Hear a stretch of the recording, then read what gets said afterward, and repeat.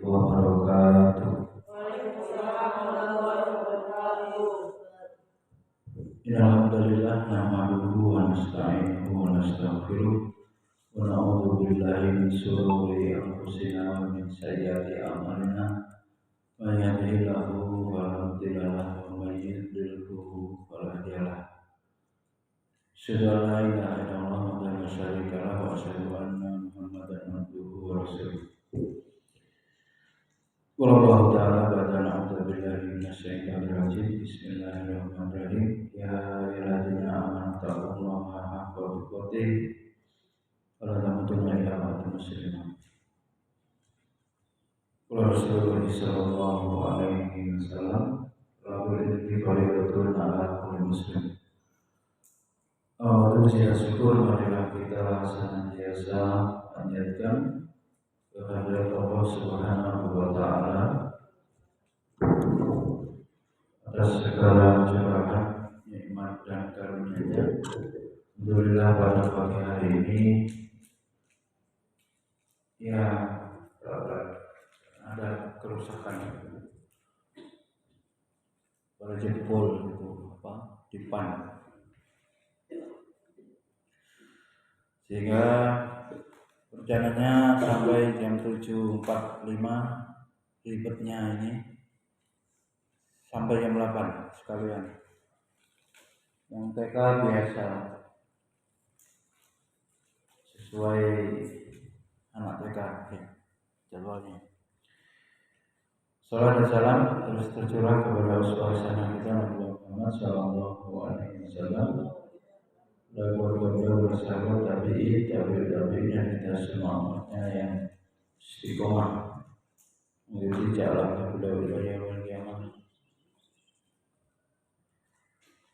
Hadirin Allah, ini lanjutan materi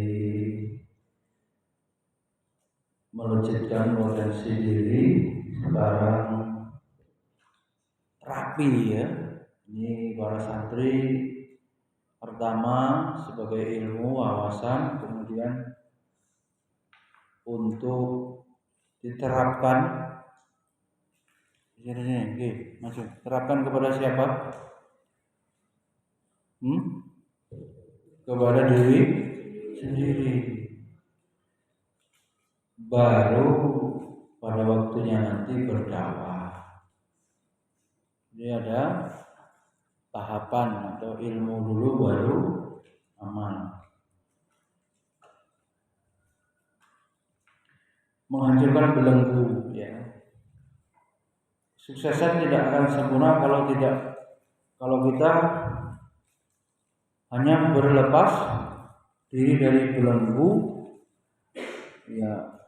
Ibaratnya orang diikat ya.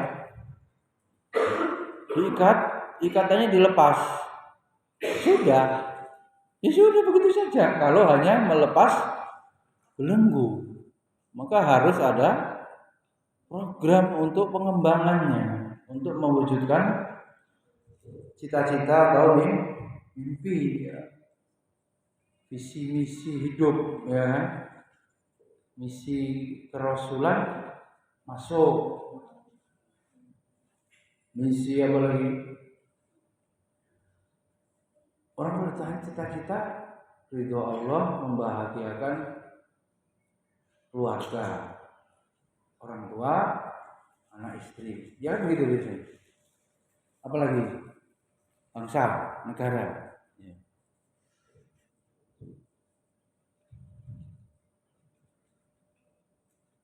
Bisa berkembang kalau hanya dilepas belenggunya? Belum, ya. Maka itu hanya langkah awal ya menuju kesuksesan. Belum sukses, baru tahapan melepas. Kapan sukses benar-benar diraih? Kalau sudah bisa membuang, menghancurkan penghalang kesuksesan itu dan melejitkan potensi. Mengapa dihancurkan? Dihancurkan atau menghancurkan perkara-perkara yang merusak ini sangat penting. Kenapa? Karena bukti.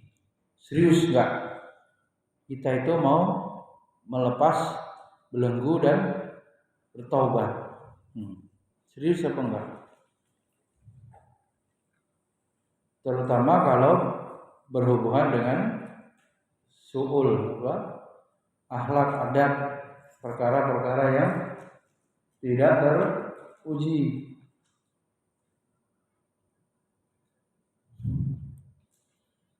Yang kedua, bentuk nyata dari kuatnya keinginan kita untuk berubah, nggak omdo, ya omong dong, NATO, apa NATO?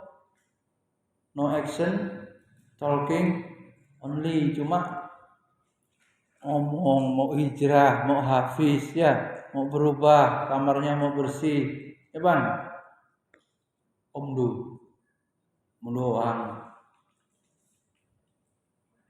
Ya. 3, keberadaan disebut berhala ini.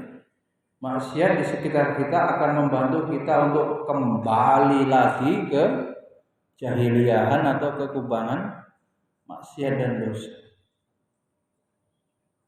Meskipun sudah bertekad mau melepas belenggu. Jadi harus dibuktikan, harus dihancurkan.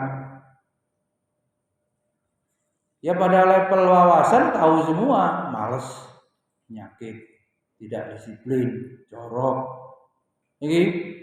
tidak mematuhi guru, ilmu tidak barokah, melawan orang tua, ya hidupnya sulit, tahu tataran wawasan, tapi mampukah melanjutkan sampai pada dihancurkan? Kemudian tentunya kalau konsep tazkiyatun nafs masuk berarti setelah dibuang semua akhlak tercela, takholi namanya, dikosongkan, baru kemudian dihiasi dengan akhlak-akhlak terpuji, diisi dengan akhlak terpuji.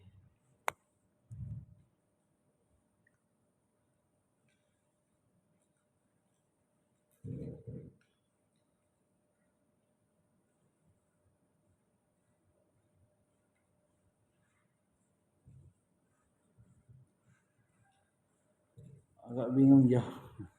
Orang nelpon cuma minta doa jarak jauh. Minta nomor rekening. Gimana jawabnya?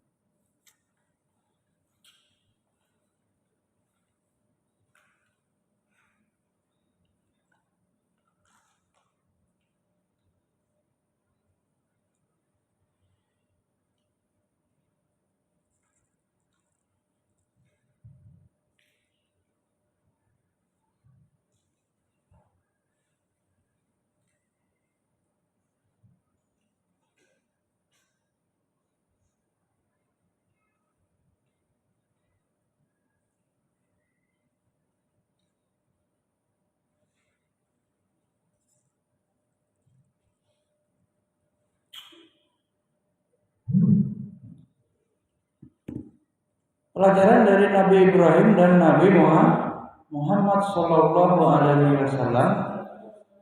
Nabi Ibrahim tidak hanya berlepas diri dari berhala yang disembah oleh kaumnya, tapi Nabi juga menghancurkan berhala. Tidak hanya berlepas diri, tapi juga dihancurkan. Simbol kemusyrikan itu dimusnahkan. Dapat razia BB, kris, jimat. Berikutnya bagaimana? Diruqyah, dihancurkan. Tidak selesai, benda-benda kemusyrikan itu hanya disita, mau diruqyah, dibakar. Makanya Mbak Ayu ganti profil, kepaksa palingnya. Ada kekaguman yang tidak boleh. Pro kontranya dibaca saja. Tentu teori kemungkinan lebih selamat kalau enggak mengagumkan atau tidak kagum dengan candi. Itu teori paling aman.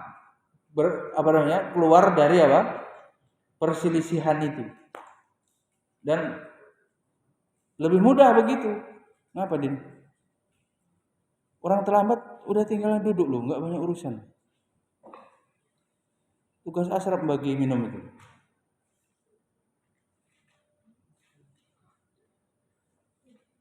Nabi Muhammad juga menghancurkan berhala-berhala yang ada di sekitar Ka'bah sebelum bertolak ke dunia internasional, ya. Hancurin. Waduh. Penjara ini harus dihancur-hancurin berhala, ya. Berhala juga dikembangkan oleh tim ini IKD, ya, Ikatan Dai. Berhala modern diantaranya apa? Berhala minum minuman keras, narkoba, ya, Raihan. Dampaknya gimana? Kalau udah kecanduan mau bunuh diri, ngamuk, ya. Yang udah parah, rehab nggak sembuh. Pernah itu saya meruqyah dia mau bunuh orang tuanya kalau keinginannya tidak dituruti. Ayo itu. Sarafnya udah rusak. Nah, menyingkirkan semua sarana yang mengingatkan kita dengan dunia ini. Ini pemahaman yang lain, ya.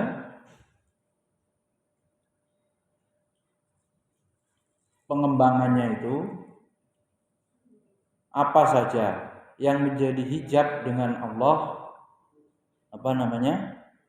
harus dibuang. Berhala narkoba, proteksi diri dari semua jaringan yang mencelakakan. Nih, cari komunitas baru yang membuat kita aman, ya.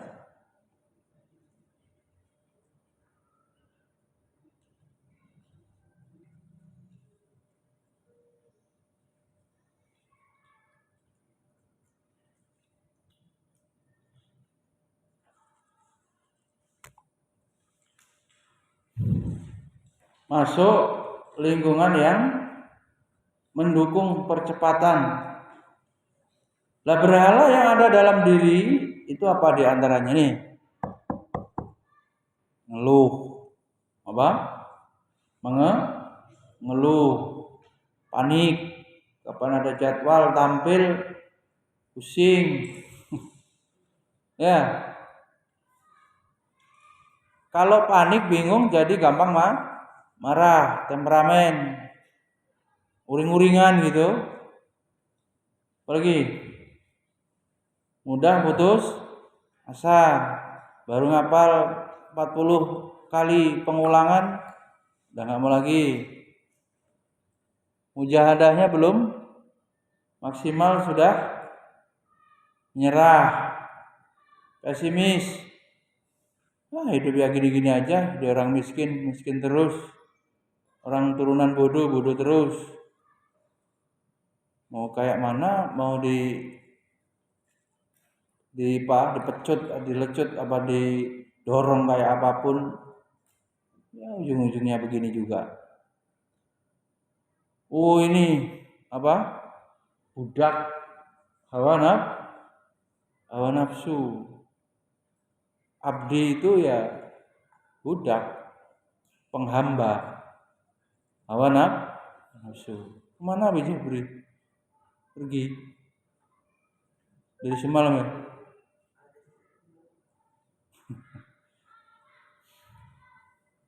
Udahlah, pusing. Terlalu tidak pasti. Karena hari Senin ini kan dia ngajar. Dosa-dosa kecil, ya, ini yang pondok mungkin merasa aman dari dosa besar, tapi dia belum tentu aman dari dosa kecil.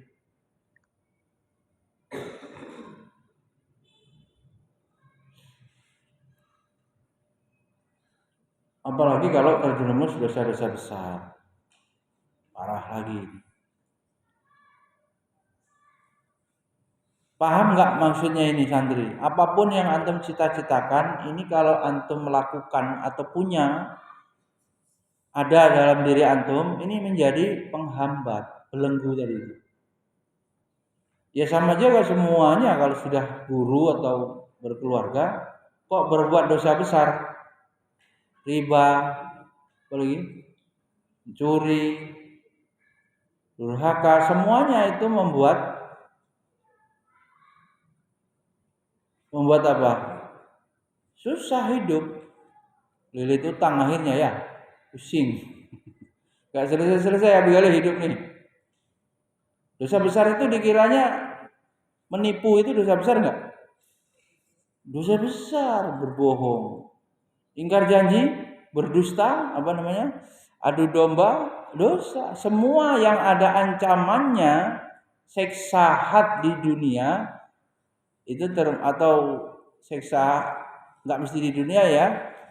Yang penting ada penjelasan hadis atau ayat yang menyatakan itu akan diazab, akan disiksa, itu termasuk dosa besar. Ada hukuman yang diterangkan dalam dalil nas. Itu mengganggu kehidupan pasti. Ya tentu jangan dibandingkan orang kafir, jangan dibandingkan orang fasik, jangan dibandingkan orang munafik. Mereka memang diloskan sama Allah. Adi. Mereka memang apa? Diloskan itu paham nggak maksudnya? Diistidraj, dibiarkan tapi dihukum, ya, supaya nanti maksimal seksanya, coba. Maksimal apa? Azabnya. Kalau dibandingin yang hijrah kok banyak ujiannya, ya karena itu disayang. Yang satunya dibuang. Bermaksiat tapi sehat, ya kan? Berdosa tapi tidak ada masalah keluarganya, itu dibuang oleh Allah.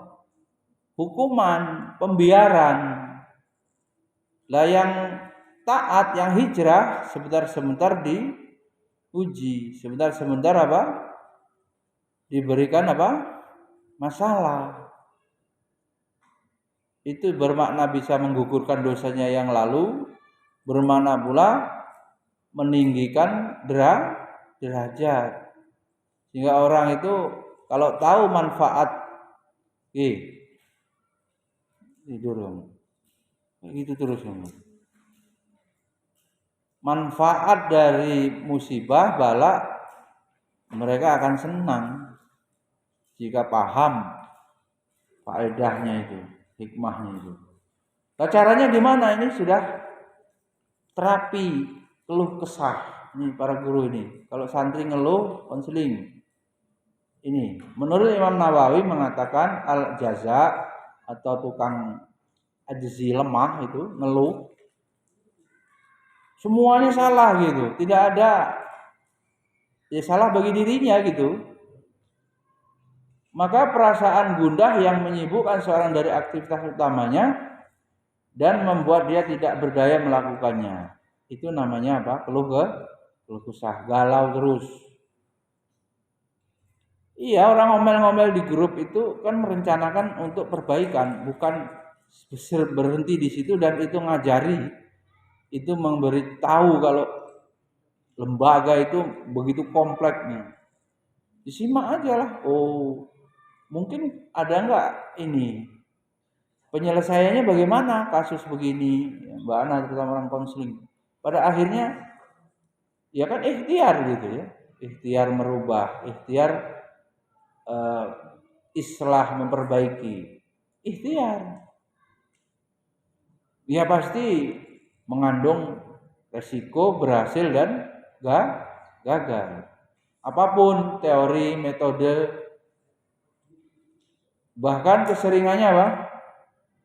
Ada nggak pernah orang ini, Mbak, dan nolong orang pernah nggak berbuah apa? Tidak dicela saja kadang-kadang sudah alhamdulillah. Apalagi mengharap lebih jauh diterima kasihi, itu tutup aja itu. Lupakan, relakan. Memang ujiannya begitu. Tapi apakah terus kemudian berhenti berbuat baiknya? Tidak, terus.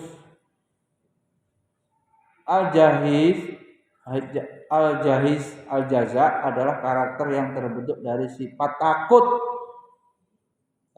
pengecut. Ini merasa lemah. Kenapa? Karena kebanyakan pengecut. Oke. Tulis. Kamu tinggal 3 bulan kayak gitu terus. Apa tulisan kamu?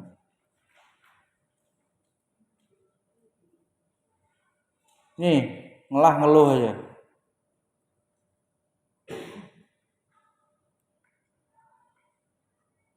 Penyebabnya apa? Ini. Orang yang mengeluh itu pasti kalau secara adab kepada Allah itu enggak sopan ya, enggak terima dengan ketetapan Allah. Tapi bisa dirinci di sini kemudian sebabnya apa? Tukang mengenang musibah. Ngobrolin masa lalu, terutama pahitnya hidup, musibah-musibah. Dan enggak mau melupakan, apa istilahnya bahasa Inggrisnya itu? Jadi move on ya dia. Enggak mau berubah dari kondisi hati yang pribadi yang buruk atau pernah baik, mencong, harus lurus, balik move on kepada kondisi yang baik. Enggak bisa lupa perjalanan hidupnya yang penuh musibah dulu-dulu itu seperti masih ada di pelupuk mata ini. 2, sangat kecewa dan menganggap sesuatu yang hilang itu tidak ada penggantinya. Kecewa. Keliru. Kalau sendalmu hilang, ada gantinya enggak di akhirat nanti? Sekiranya hilang betul. Atau apa yang kamu pernah kehilangan? Ada. Atau kalau dicuri orang atau dizolimi orang. Investasi enggak itu? Investasi bagi orang Islam, seluruh haknya yang diambil orang. Apalagi kalau ini ya, ngutangi ya. Ngutangi enggak balikkan. Itu Mbak Ana kenal itu, ada guru Rahma itu gajinya nggak sampai segitu, banyak ini itu nggak mau mulangin sampai sekarang. Begitu itu bagaimana? Masih saya ulangi lagi sama Abi Dedo. Masih saya ulangi lagi Umi Kawas sama Abi Dedo, nggak jelas nih, nggak ada jawaban. Ya memang begitu, apa ya, kasihan gitu, nggak tega. Tapi ujung-ujungnya juga habis soalnya juga ada sangkutan gitu, banyak. Gimana ya Mbak Ida? Tapi tetap kalau kita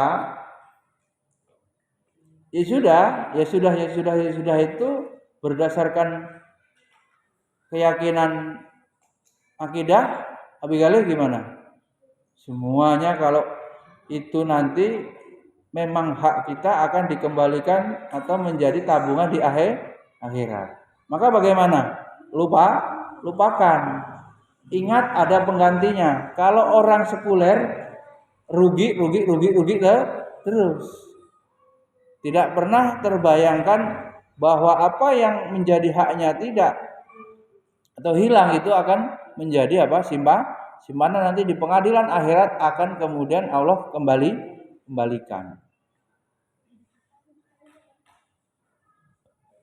Ada yang konflik enggak? Dendam gitu.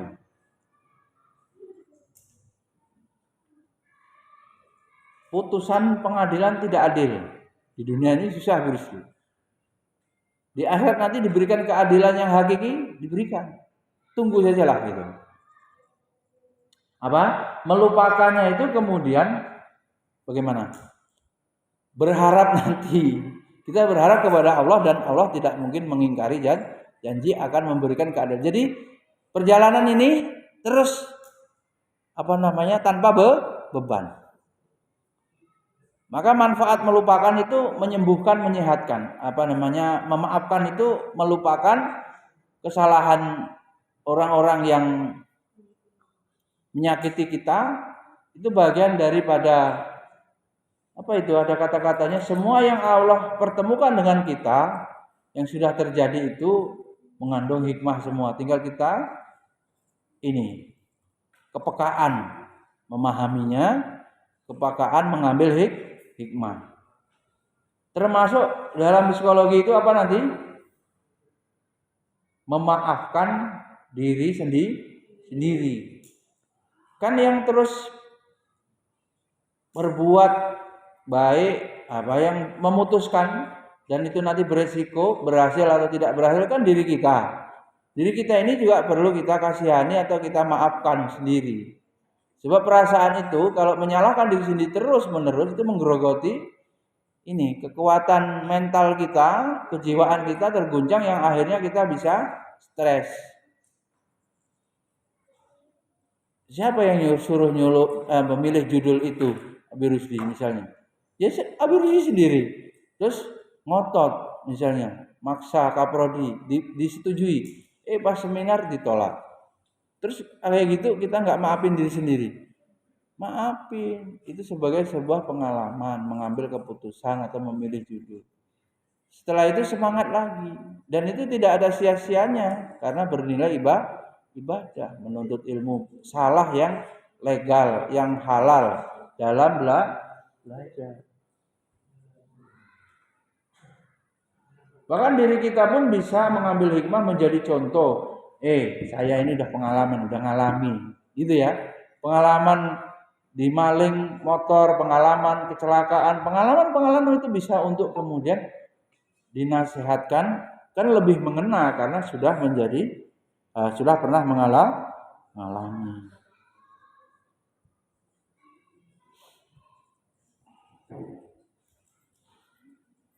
Banyak mengadu. Bagaimana itu? Circle. Allah dulu. Masalahnya sampaikan kepada Allah. Lalu apa? Pakai ilmu pengetahuan, nanti hatinya dibisiki. Ini harus cari orang yang alim, yang paham, ya. Paham penyakit kalau masalahnya sakit. Oh, dokter, kan begitu. Tapi Allah dulu, nanti Allah memberikan bimbingannya, petunjuknya untuk mencari dokter. Oh, ini bukan medis. Oh, ini gangguan. Nah, sekarang kalau ekonomi gimana? Ekonomi ya yang pokok kan halalnya. Urusan dunia Nabi serahkan kepada kita untuk menggenggamnya atau menguasainya. Oh, siapa yang ahli ekonomi yang bisa kita belajar ya? Ahli ekonomi yang paham, orang-orang yang sukses dalam bidang itu yang kita pengen seperti dia. Atau kalau dunia ini seperti dosis makan ya, ada teman motivator kalau lagi nggak semangat lagi down. Ada ulama, waktu itu sudah kita sampaikan kita perlu guru-guru kehidupan. Ya. Kalau bertemu orang soleh itu untuk bertanya, untuk meminta nasihat, ya, meminta fatwa, arahan, petunjuk, memutuskan yang besar itu perlu bertanya. Kemudian urusan ya kayak kita kepada dokter itulah kalau sakitnya apa ya. Kita perlu itu. Tapi sebelum itu kepada Allah dulu. Nah, setelah itu masih ragu lagi, kembali lagi kepada Allah. Allah kemudian ilmu Allah lagi nanti. Ilmu nanti kan orang ya memberikan nasihat, masukan. Oh, dia berikan pandangan A, B, C, istikharah. Mana yang diputuskan di? Nah, jangan ngadu ke manusia semuanya diemberin ya, dicurhatin nggak karuan. Kemudian putus asa untuk memulihkan kondisinya ini juga susah. Nggak akan bisa berubah. Dirinya sendiri apatis gitu ya. Oh, nggak mungkin ini. Kemudian terakhir merasa dianaktirikan oleh Allah. Pernah saya sampaikan orang berdoa, bosen, nggak terkabul-kabul ngamuk. Allah itu kejam. Takdir memang kejam katanya. Kepada saya tidak adil. Anak tirikan itu maksudnya ya tidak seperti anak kandung yang kasih sayang, perhatian orang tuanya penuh. Anak tiri ya anak bawaan suaminya atau istrinya. Kalau diterjemahkan dalam di pandangan Allah ya Allah itu nggak cepet loh mengabulkan itu. Ini ya 5 penyebab tukang keluh kesah. Direndam kepalanya Rizki itu. Serap. Amanin serap. Suruh wudu. Termasuk kategori al-jaza itu takut.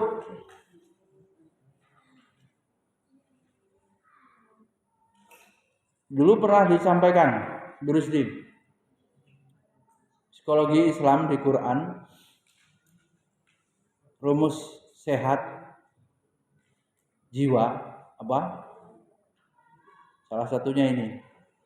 Wala khaufun alaihim walahum yahzanun. Takut ini akan apa biasanya? Takut akan masa depan. Kalau sedih, yahzanun, huzn, sedih akan apa? Berisi. Takut masa depan, sedih.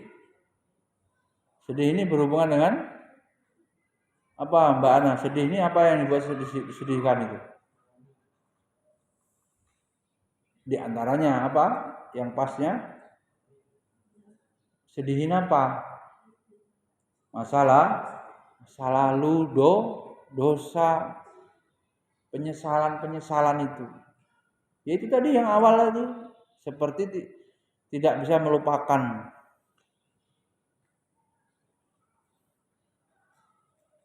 Takut dan sedih ini langsung apa? Menyebabkan apa itu? Menyebabkan imunitas orang itu menurun. Jadi di dalam Al-Quran orang kalau tidak takut, tidak sedih, sehat terus. Ya turunannya kan nanti bentuknya banyak. Takut kemelaratan tadi kan, takut ekonomi. Kemudian al-faza artinya sikap menutup diri yang dilakukan oleh seseorang karena ketakutan yang luar biasa. Ini ujung-ujungnya nanti gimana? Nggak mau ngomong, ngamar nih ya, ngamar, mandi nggak jelas, ibadah nggak jelas, habis itu depresi, stres, bawa ke rumah sakit jiwa. Itu deh, ngeri, menutup diri. Nggak ada tempat untuk mencurahkan gitu ya, ada buntu istilahnya. Al-jaza artinya tidak sabar terhadap musibah. Berarti gimana? Yang terpenting apa? Sikap menghadapi masalah, ya kan? Terus ada yang sepi masalah, rame terus ya. Masalahnya semakin tinggi iman, semakin banyak masalah. Semakin tinggi ujian. Kalau tidak sabar, apakah musibahnya hilang? Ya, Mbak Ayu, hilang nggak musibahnya? Dapat nggak pahalanya kalau tidak sabar? Allah memberikan musibahnya itu untuk memberikan pahala, kesempatan meraih pahala dengan ibadah bersabar. Jadi bersabar itu juga bagian daripada ibadah. Dengan kesabarannya itu bisa berbuah surga. Bat al-halak artinya ketidaksabaran yang sangat parah. Ya, parah. Ya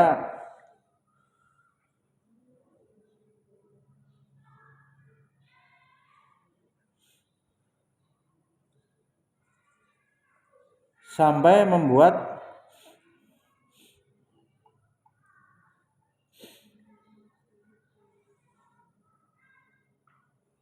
Ya ingin merubah keadaan secara cepat, nggak mau menerima keadaan itu.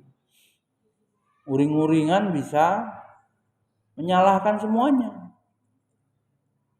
Semua salah. Dari mana bermula?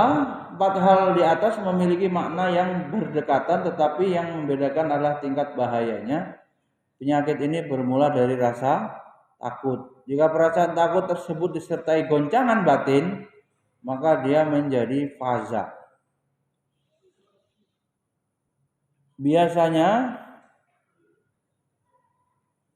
ya kalau rentan ini 1 tahun atau 2 tahun atau 3 tahun SMP, atau mungkin sampai 6 tahun SD, kuliah 4 tahun, kalau normal, banyak yang nggak normal.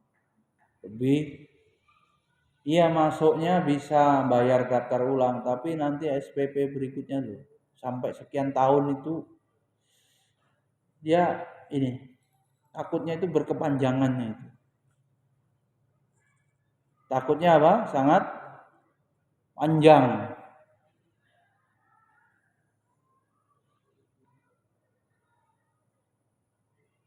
Padahal dalam kitab Latahzan itu, Dr. Ait Al-Qarni itu, hampir semua kekhawatiran manusia itu terhadap ekonomi ya, itu tidak terwujud atau tidak menjadi kenyataan. Itu hanya banyakannya apa? Angan-angan yang dibisikkan oleh setan. Silakan kalau mau cari bukunya itu. La tahzan innallaha ma'ana. Jadi optimisme di Syekh Ait Al-Qarni itu nasihatkan kebanyakannya, tentu saja beliau dengan argumentasi takut miskin, takut menikah ya Mbak Ihda, takut punya anak gitu, melahirkan mengerikan, mati nanti, kehabisan oksigen napas. Semua ketakutan itu ya, itu hampir atau kekhawatiran itu jarang yang menjadi kenyataan. Selain itu ada goncangan batin, itu maka disebut faza. Apabila perasaan ini membuatnya tidak bisa bekerja dan selalu disertai dengan perasaan gundah, maka ia menjadi jaza, dan apabila lebih daripada itu menjadi halak. Penyakit ini menghalangi seseorang melaju menuju pintu sukses. Apa ini? Menyeberang jembatan sebelum tiba di jembatan. Gimana ini maknanya? Faktor-faktor yang membuat orang mengeluh.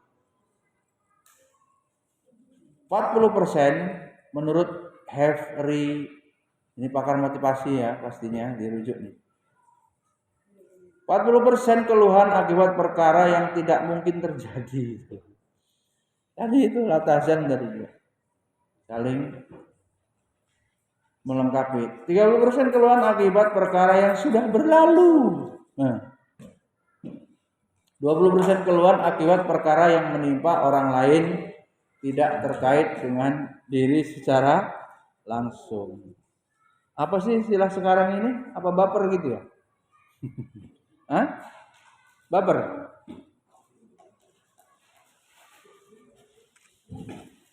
Faktor yang membuat orang-orang mengeluh tuh.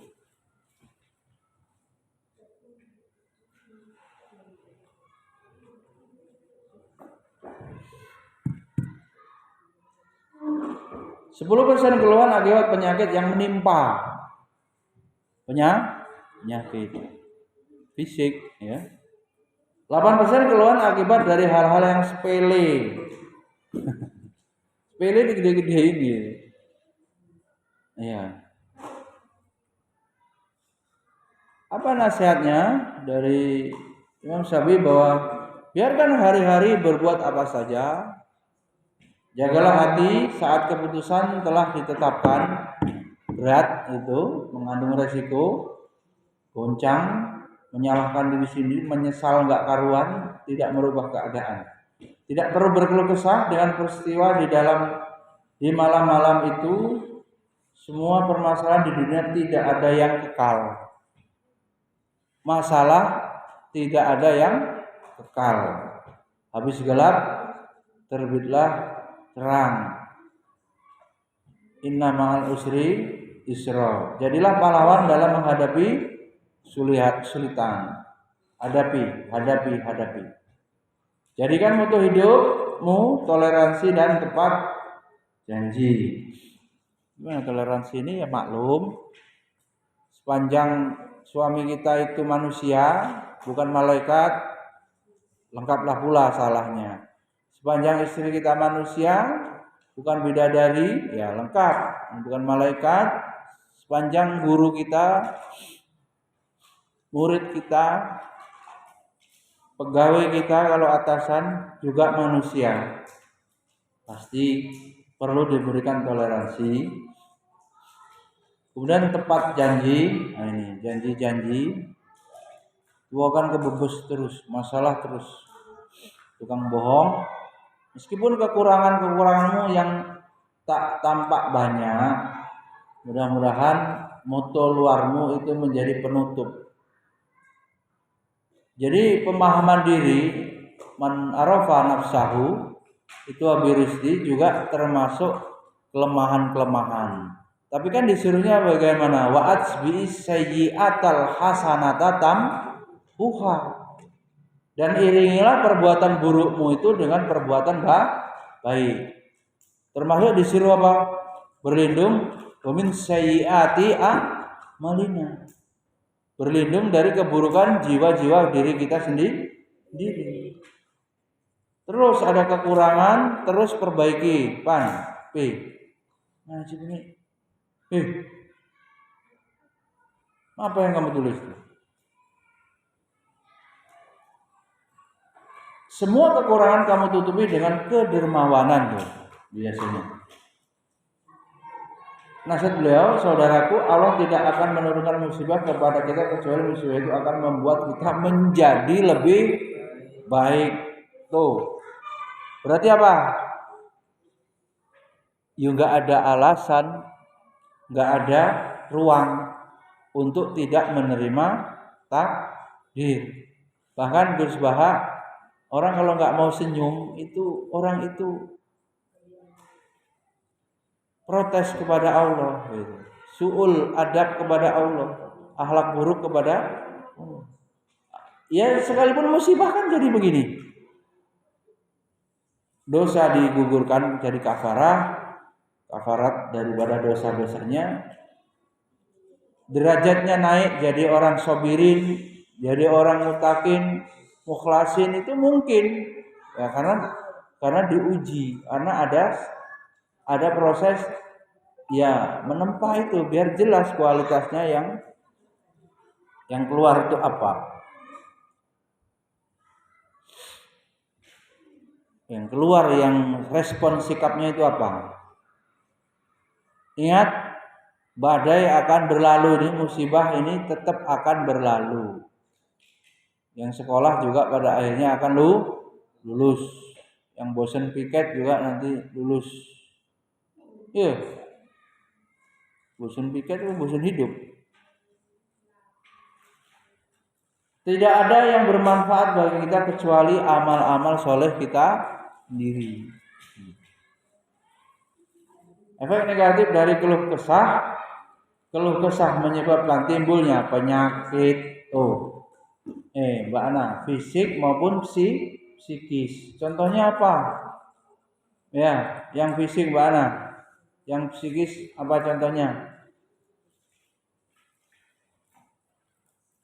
Yang paling sering gimana itu? Males makan. Terus apa jadinya? Asam lambung naik, gitu kan? Ada dua itu nanti, setelah itu pusing. Karena kurang oksigen, kurang makanan, kurang asupan, bisa pusing. Kalau yang lemah darahnya, jadi darah rendah ya. Tapi yang panik juga kalau bisa ada juga yang jadi pikiran terus, jadinya darah tensinya naik. Kalau tensi naik, gula bisa naik. Mana-mana urusannya. Ya, kolesterol naik, berat fisik maupun psikis. Kayak psikis gimana? Penyakit psikis itu ngeluh terus. Apa Mbak Ana contohnya penyakit psikis? Kejiwaannya guncang, stres, depresi, sampai ke sana. Sampai diteliti itu. Ini kalau jadi jantungan juga tuh. Tuh, tadi yang saya jelaskan yang nomor 2 tuh, pencernaan, lambung. Termasuk banyak masalah itu nanti pinggangnya sakit, ginjalnya bekerja terlalu berat karena pikiran. Ada yang meninggal karena mikirkan disertasi itu, nyata waktu itu. Kemudian ada juga yang gagal ginjal, ada juga yang berdampak pada ini. Umi apa itu ibunya apa? Kaki. Pikiran-pikiran itu melaku ya, berjalan tuh akhirnya jadi berat, diseret gitu, melakukan miring kata dokter Agus Ali Fauzi itu mesti kokain pikiran. Kalau dia mau jalan jadinya miring, bahkan parahnya lagi itu kadang karena pikiran itu kakinya itu nggak mau dibuat jalan, itu berat itu. Padahal diperiksa kadang nggak ada penyakit dari perasaan itu, dari psikisnya itu apa istilah Jawanya itu, ngelokro nggak mau apa-apa, diam aja, stres. Ditanya Umi kapan dia mau ngajar apa enggak, beda deh,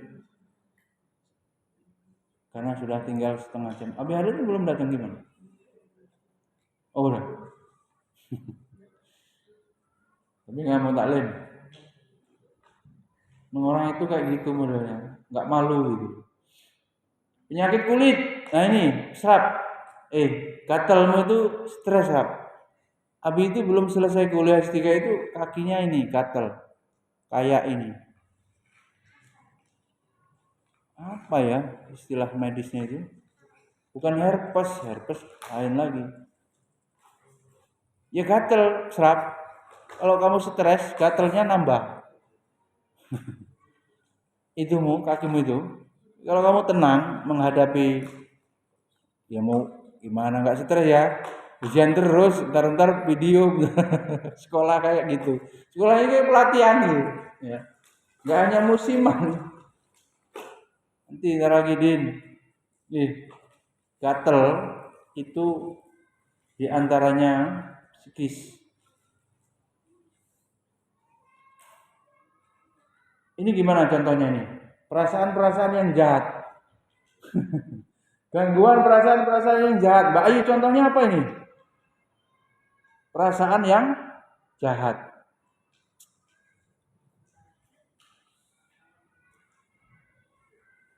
Ngeluh terus itu, melahirkan itu, ya pikiran-pikiran mau berbuat kriminal. Kemudian penyakit kejiwaan ini dari ngeluh-ngeluh, dari sedih yang berkepanjangan, nangis sendiri, apa ya, memikirkan yang tidak perlu dipikirkan gitu, was-was gitu. Anak nanti sekolahnya gimana, mahalnya nggak karuan, sekolah pemerintah kayak begitu. Loh, soleh saja bapaknya, soleh saja ibunya, Allah yang bertanggung jawab. Udah. Jadinya bagaimana itu Allah yang tanggung jawab. Anak-anak keturunan itu ya pasti mau punya anak itu atau menikah itu tujuannya supaya memperbanyak manusia yang menyembah kepada Allah, yang sujud kepada Allah. Jadi tauhid keluarga itu visi misinya. Ya. Bukan kebangga-banggaan, ya. Supaya orang semakin banyak beribadah kepada Allah, makanya menikah, makanya punya anak. Was-was itu kepribadian yang terbelah, ini split personality. Itu ada tulisan kepribadian Islami itu, kemudian ada yang bisa ngasih contoh. Ya koruptor itu di mimbar-mimbar itu. Siapa yang dulu sangat ini ngomongin korupsi, sangat kritis, tapi terus nggak lama ketangkap tuh menteri apa itu? Menteri sosial ya, yang dari partai apa itu? PDI apa? Ya termasuk ini guru juga bisa, pribadinya split, pecah. Pas di kelas, pas di mimbar, pas taklim, harus udah kayak nabi gitu. Pas di kenyataannya jauh. Omongannya dari perbuatannya dari omongannya itu bertolak belakang. Kabura maqtan innallaha antaqulu mala taf'alu. Jadi dia itu biasa ngomong bagus, kita dengar khotbahnya itu enak betul, tapi kesehariannya timpang, itu pecah kepribadiannya. Jadi tidak utuh menyatu, menginternalisasi kepada dirinya apa yang diomongkan itu. Dan ini memang tekornya guru-guru itu di situ, yang membuat keberhasilan itu sulit diraih, tersebab bedanya dengan Nabi itu pada aspek itu.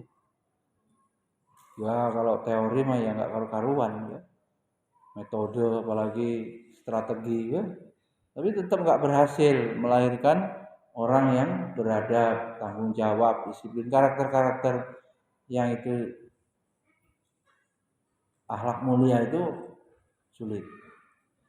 Keluh kesah akhirnya stres, punya utang, beban hidup berat, nganggur. Ada di video yang mana ya? Gus Bahalo nggak saya share. Gus Bahalo siapa ya yang di wali santri gabungan. Jangan sampai menganggur. Menganggur itu apa? Musibah itu. Pagi, siang, sore bingung.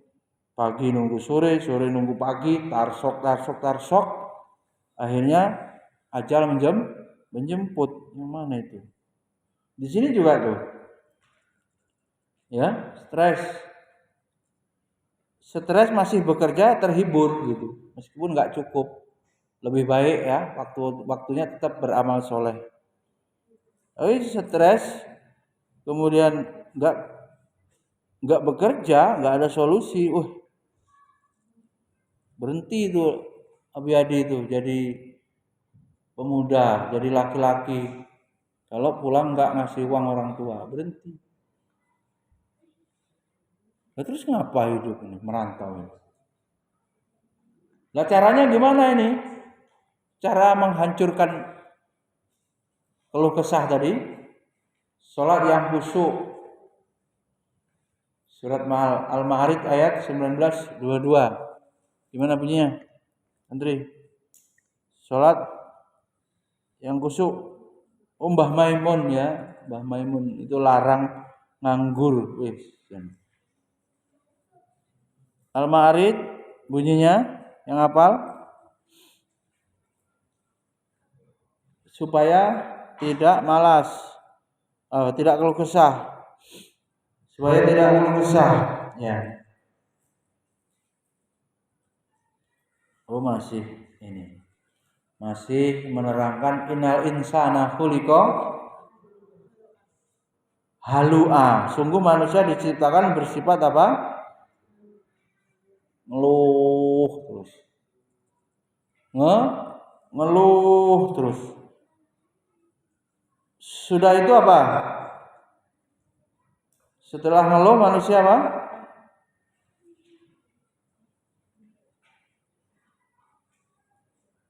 Pernah mengeluh pasti. Idza massahu syarru jazua. Apabila dia ditimpa kesusahan, dia berkeluh kesah. Wa idza massahul khairu manua. Dan apabila mendapat kebaikan harta, oh ini kikir. Itu udah pernah diceritakan ya. Kalau antum punya uang 10.000, antum ikhlas berinfak 1.000, ikhlas. Tapi giliran punya, berarti 10% ya. 10% kan? Kalau punya uang 100, mikir-mikir, tetap 1.000. Ya, punya uang 10.000, infak 1.000. Giliran punya 100, apa 10.000? Paling 2.000, ya, naik turun. Lah kalau punya uang 1.000.000, 10%-nya, maukah infak 100.000? Wah, mikir ya Jib. Pas belum punya uang, saya kalau punya uang ya Allah pengen infak lah. Tapi setelah megang uang, transferan masuk, pikiran berubah. Biasa begitu. Termasuk ibu-ibu yang shopping, ya kan, dari rumah tidak mau beli barang-barang A, B, C. Setelah di mall, udah. Ini caranya ya. Memahami itu berarti apa?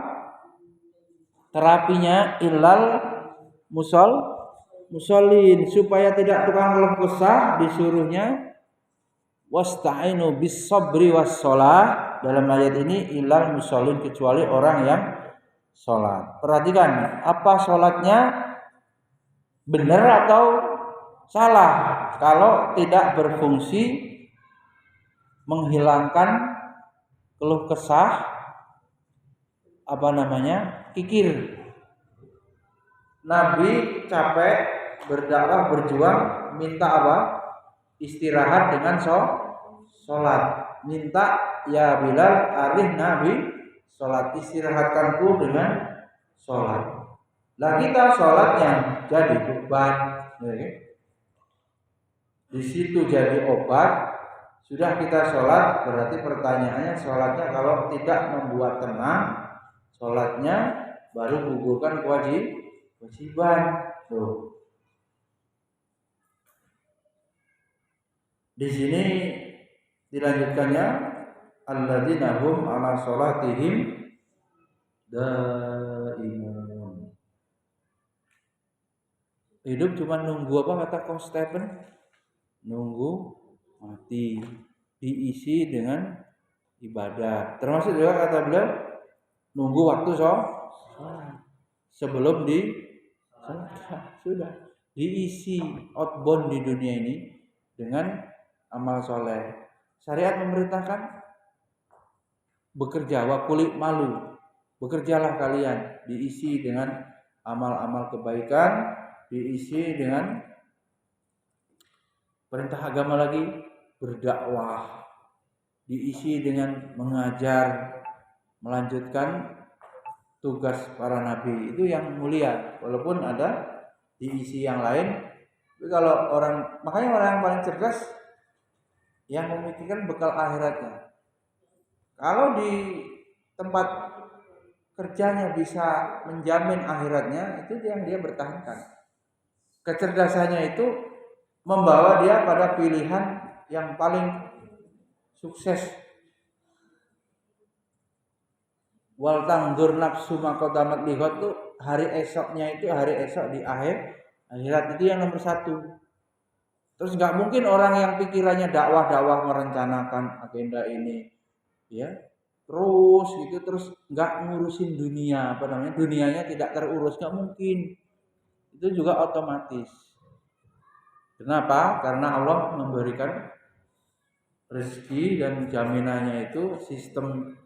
Bahkan kita tidak mampu, matematikanya, pelajaran itu tidak mampu menjangkau matematikanya Allah Subhanahu wa Ta'ala. Enggak sama hitungan-hitungan matematika itu dengan kehidupan. Itu kan pernah di total gitu ya. Bagaimana bersedih? Butuh biaya nikah berapa? 250 juta. Gajinya 2 juta. Kapan kumpul gitu kan? Untuk ngelamar 10 juta, ya kan? Maharnya berapa juta, sewa mobil untuk ngelamarnya udah berapa. ya nggak bisa hidup. Tapi ternyata manusia tetap menikah dan tetap bisa hidup. Cuman manusia yang nggak mau menghitung, nggak mau bersyukur. Fabi ayyi ala rabbikuma tukadziban. Rezeki bukan hanya uang. Ya sekarang gajinya 10 juta, anaknya operasi, anaknya sakit terus. Ya habis juga, atau dirinya juga sakit. Habis juga, biaya-biaya anak nakal, anak berobat itu besar. Belum lagi akibat jauh dari agama anaknya, wah nggak mau mendoakan pada akhirnya, rugi nggak karuan. Yang ar-ra'du apa ini? Zikir terbaik adalah Al-Quran. Ala bizikrillahi tatmainnul qulub. Kan gini ya.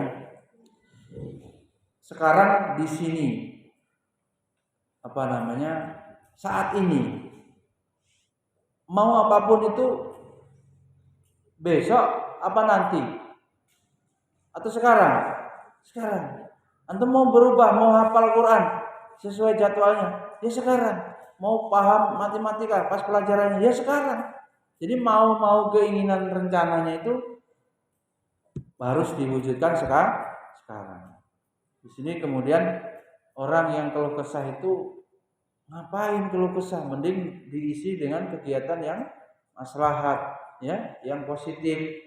Di antara salah waktunya itu sekaligus untuk melemahkan bisikan-bisikan setan itu terus berzikir.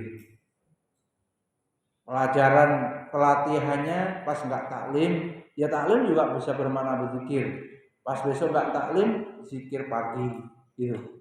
Ruqyah dibaca. Ini pasti nggak berkeluh kesah sebab Allah memberikan apa. Makanya santri kalau lagi badannya ini Pak anuhan, nggak ada lagi ngamal, pulang aja. Berobat, pulang, mungkin lebih nyaman dengan orang tuanya, langsung pulang bawa obat. Tidak usah di kamar berhari-hari, nggak jelas. Pas pelajaran pusing, pas makan rame gitu, sampai ribut. Ini semakin jauh hatinya kalau tidak berzikir. Kemudian berusaha untuk memecahkan permasalahan dengan amanah, coba tulis dan bikin daftar kemungkinan, teori kemungkinan, dan prediksi. Itu Ustaz Budi Handrianto itu orang yang cerdas, itu nggak ada kejutan, ini sudah bisa memperkirakan endingnya ini model orang begini ini apa, berdasarkan ilmu dan pengalaman.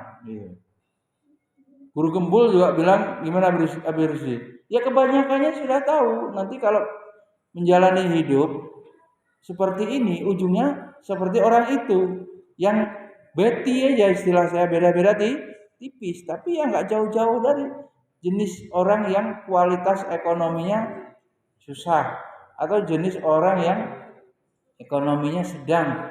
Itu sudah terlihat dari awal karakternya seperti apa. Orang nggak amanah kan cuman memperbanyak deretan orang yang disakiti kan? Ya, Abi Galih. Nggak amanah di sini dikeluarin, nggak amanah di sini keluarin kan? Cuman belum tahu aja, lama-lama istilahnya dalam sales itu blacklist ya. Nggak usah itu. Nggak ada rekomendasi. Orangnya kayak gitu. Dikasih kesempatan berubah nggak berubah. Sudah. Tulis ya, apa kemungkinan yang akan terjadi. Berarti apa? Bukan tukang ramal. Dukun apa gimana Mika Pak? Dukun ya? Dukun yang memprediksi. Tapi memang perlu eksperimen. Ini kalau diberi kebijakan begini, jadinya begini. Coba kita lihat.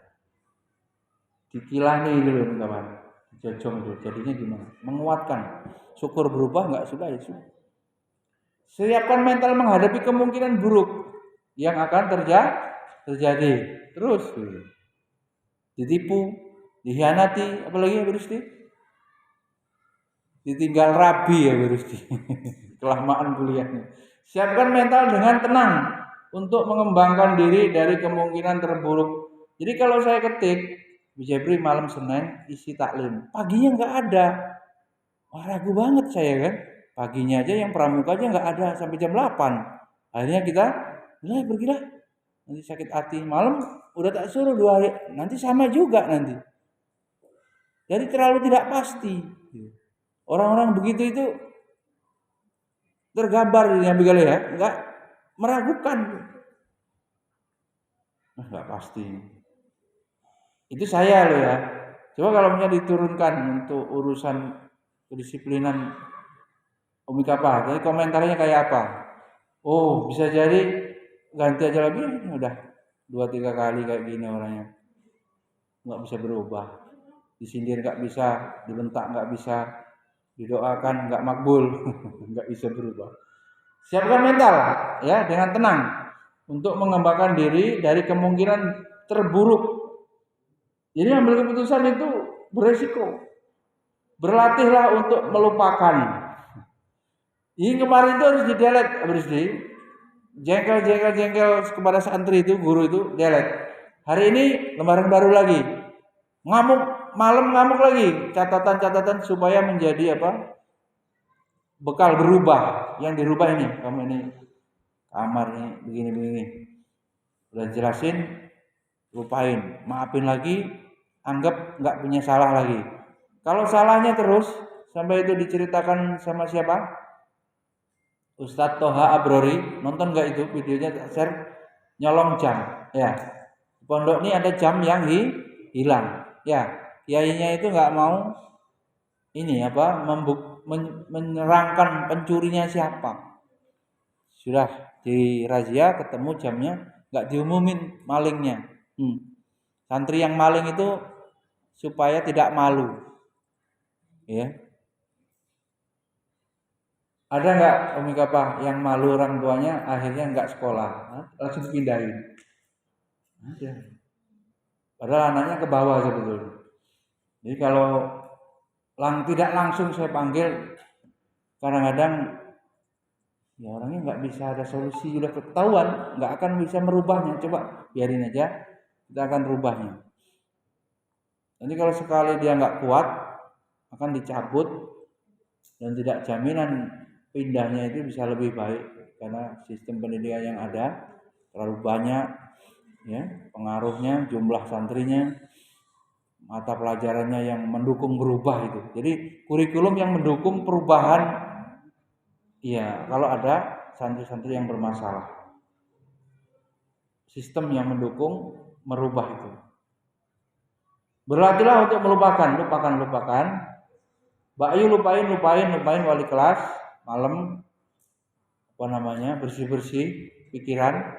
Pagi ini lupain, mulai lagi. Nanti ada salah lagi, mangkel lagi, omongin lagi. Sibukkan diri dengan aktivitas ini, jangan boleh nganggur tuh, karena keluh kesah pada umumnya muncul saat kita kosong. Ngapain gitu? Maka orang pemalas yang nganggur-nganggur itu kerjaannya juga sudah pasti nganggur. Nganggur itulah kerjaannya. Bingung ngeberusi. Ya memang itulah kerjanya. Begaleh yang habis mubes apa-apa hikmah. Beri pekerjaan kepada orang yang sibuk. Orang yang sibuk itulah yang punya waktu. Karena orang yang nganggur kerjaannya ya nganggur. Sudah sibuk menganggur. Sibuknya itu menganggur. Tidak ada yang dia kemana saja. Tidak ada yang membawa kebaikan. Yang nganggur itulah ada di mana saja. Kalau dia pergi itu genepin, nggak menggenap-genapin ya apa ya, nggak ada faedahnya. Pergi ada, antara ada dan tiada sama saja. Ada di sini nggak memberikan kontribusi apapun. Malah ada orang yang senang kalau dia keluar dari sini, resign, orang bahagia dari kezolimannya. Diutangin terus, pusing ya. Berapa santri yang ngutang terus, aduh, Gusti baju belum kembali itu. Bang Kumis ini mau jadi dermawan, udah diomongin jangan dermawan, salah alamat jadi masalah. Sekali lagi Bang Kumis ini repot, ya, nanti orang tuanya taunya baik, gitu. dan WA apa inbox gitu. Gimana nerangkannya gitu, susah. Panjang cerita. Bertemanlah dengan orang-orang yang optimis, jauhi orang-orang yang pesimis, malas. Ya, rancanglah program nih hari esok. Tapi jangan pikir Anda tidak bisa. Dan jangan ingat lagi hari-hari yang membuat Anda gundah. Kita mau bahagia itu kapan? Sekarang. Di sini. Dengan masalah berdamai. Masuk sampah berisi. Piket. Nggak mau gotongin ini. Sama santrinya nggak mau buang sampah pada tempatnya. Tadi kotak sampahnya udah ada belum? Ini dibuang, dicuci, tidak dikembalikan. Tuh. Belakang tuh. Coba begali. Tuh. Itu antum kemarin sama Bu Jepri itu gurunya. Sehingga ada botol-botol sampah. Iya. Coba jadi santrinya itu setelah belajar masjid juga disamain dengan kelas. Sapu dulu. Karena masjid suka ada tamu. Lebih ya memang masjid tempat umum. Tidak seperti kelas. Kelas saja pusing. Ya.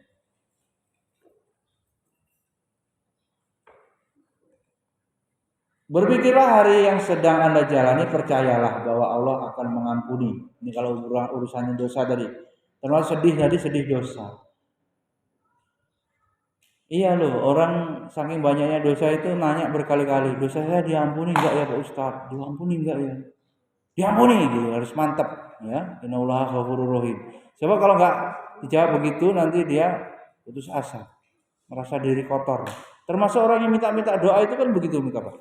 Pak Ustadz doakan istri saya sakit begini-begini, anak saya. Loh, doa sendiri ngapa gitu? Dia kadang-kadang jadiin kita maklar doa. Nanti dibayarnya 100.000, 50.000 maklar doa. Dia nggak mau langsung kepada Allah karena dia masih banyak berbuat dosa sengaja.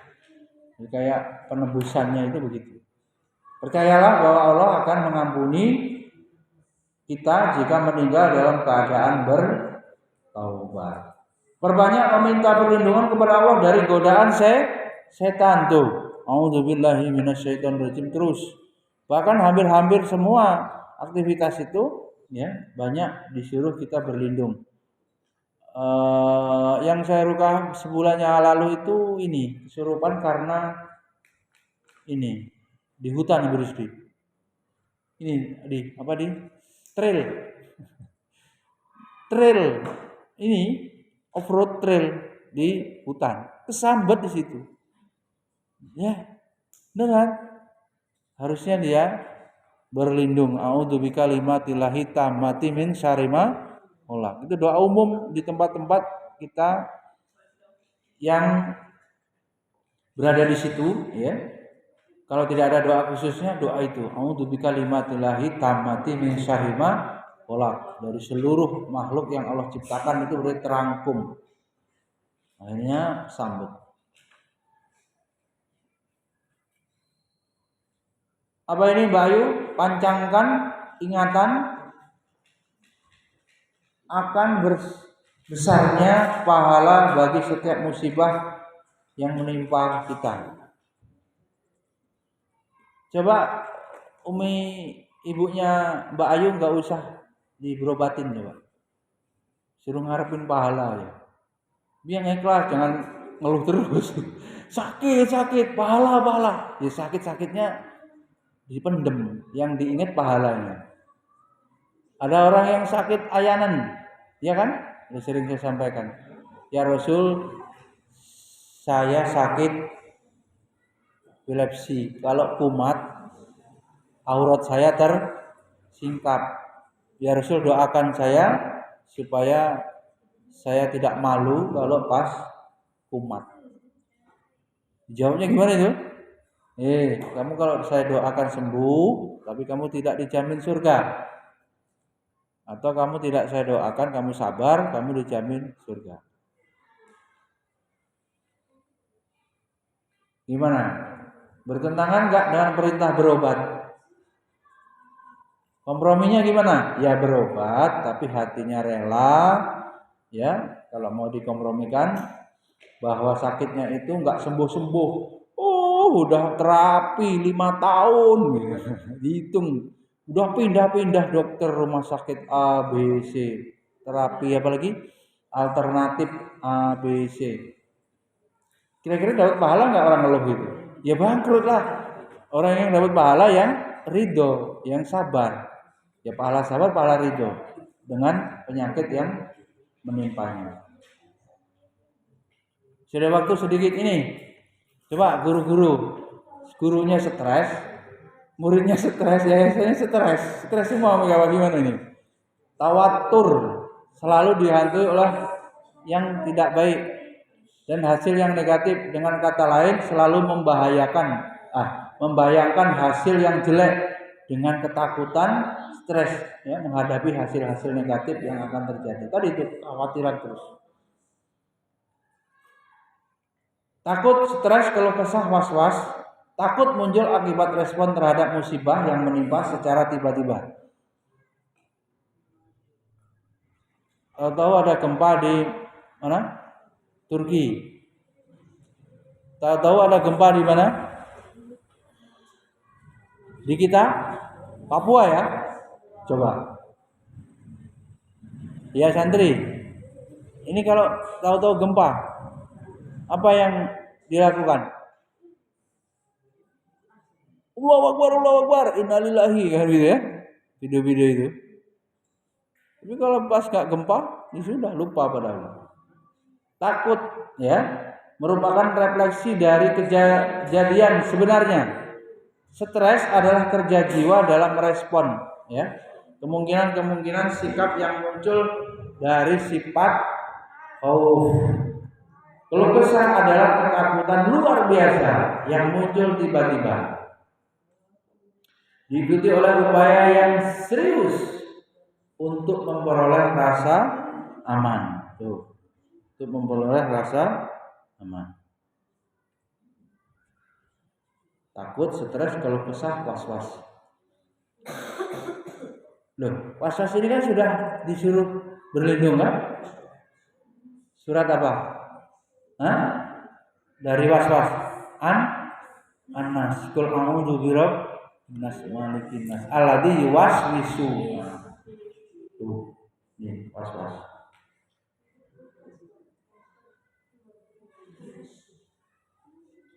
Keluh kesah ini beda-bedanya nih. Takut muncul akibat respon terhadap musibah. Stres adalah kerja jiwa yang dalam merespon kemungkinan sikap yang muncul dari sifat dari takut tadi jadinya stres gitu. Nah, keluh kesah adalah ketakutan luar biasa yang muncul tiba-tiba diikuti upaya yang serius untuk memperoleh rasa aman. Itu orang keluh kesah. Was-was adalah rasa takut yang spesifik dan terbatas seperti takut anjing misalnya, takut kucing, binatang buas, takut sihir. Takut jenis ini berlebihan sehingga membuat seseorang lari untuk menghindar dari yang ia takuti atau yang tidak ia senangi. Kapan stres itu? Perhatian. Kita akan dihinggapi stres manakala kita gagal mempertemukan antara realita dengan ini. Kita ini berhidup dalam mimpi-mimpi idealisme, kan? Idealita. Tapi jangan lupa kita berada di bumi yang penuh dengan realita. Kesenjangan realita, idealita itulah masalah. Itu yang skripsi itu. Ya, harusnya teorinya begini. Kok nggak sesuai teori? Itulah masalah. Kegagalan ini lebih disebabkan oleh ketidakmampuan kita membaca kebutuhan. Kebutuhan hidup apa? Agama nomor 1. Abraham Maslow itu ya orang sekuler ya. Orang kafir ya, pikiran kebutuhan pertama itu apa? Urusannya apa? Makan. Agama. Potensi bakat dan kondisi kita, dan kita membeli tujuan yang hendak kita capai dari pasar. Nah, kita menjadi ikut-ikutan dari orang lain. Kita adalah unik, bukan fotokopi orang lain. Jadi kita akan dihinggapi stres manakala kita gagal mempertemukan antara realita dan idealita atau tujuan yang hendak kita capai. Kegagalan ini lebih disebabkan oleh ketidakmampuan kita membaca kebutuhan itu. Kita akan dihinggapi stres saat kita merasa ada sesuatu yang salah dalam hidup kita, dan itu penyesalan ini. Tetapi kita tidak tahu dari mana sumbernya. Ini parah, nggak ngerti dirinya itu banyak masalah, tapi tidak paham, nggak mengenal diri, nggak arafah nafsahu, nggak paham. Saya ini kalau jauh dari nasihat, saya ini gampang futur. Saya jauh dari masjid ini, sholat berjamaah susah. Ya, jauh dari sekolah dakwah ini, wah tambah males, pengennya duit aja. Ya, barangkali perasaan bersalah itu adalah ilusi, bukan realita. Kita akan dihinggapi stres manakala kita merasa melakukan kesalahan atau tidak mampu merealisasikan tujuan yang kita pancang. Target tidak tercapai, mumet, stres. Kemudian tanpa kita sadari kita kirim pesan negatif ke otak kita ini, tak bawah sadar kita bahwa kita memang lemah. Jadi yang buat nggak berprestasi itu kadang diri kita sendiri. Belenggu-belenggu itu, omongan-omongan itu, bisikan-bisikan itu. Kemudian kita jadi stres. Kenapa? Kita akan dihinggapi stres manakala kita benar-benar melakukan kesalahan, lalu kita dihantui oleh bayangan hukum, ini hukum karma. Apa itu ayatnya? In ahsantum ahsantum li anfusikum. Kalau kamu berbuat baik, itu berbuat baik kepada hakikatnya kembali kepada diri kita sendiri, enggak orang lain. Mungkin orang lain kita bantu, ya, kasat mata begitu. Tapi hakikatnya nanti balik ke diri kita. Perasaan tidak menentu itu membuat dia tidak enak melakukan apa saja, sehingga terpengaruh kepada fisiknya. Stres ini juga nanti jadi penyakit. Contoh, seorang penanam saham membeli saham dalam jumlah cukup besar di sebuah perusahaan. Perasaan tidak menentu selalu menggelayuti dirinya. Apakah nilai saham akan bertambah atau tidak? Kemudian muncul bayangan kerugian dan kebangkrutan yang dihadapinya. Kondisi itu berlangsung lama, selama waktu jatuh tempo belum berakhir, terus stres, sakit. Ya, kondisi di atas adalah kondisi sakit, ibarat timbulnya benjolan di leher atau pada anak kita, lalu kita tegang menghadapi kondisi itu. Apakah benjolan itu biasa ataukah benih kanker yang akan menyerang tubuh? Ketegangan itu akan terus berlangsung hingga kita tahu cara pasti hasil pemeriksaan. Subhanakallahumma wa bihamdika, la ilaha illa anta, astaghfiruka wa atubu ilaik. Assalamualaikum warahmatullahi wabarakatuh.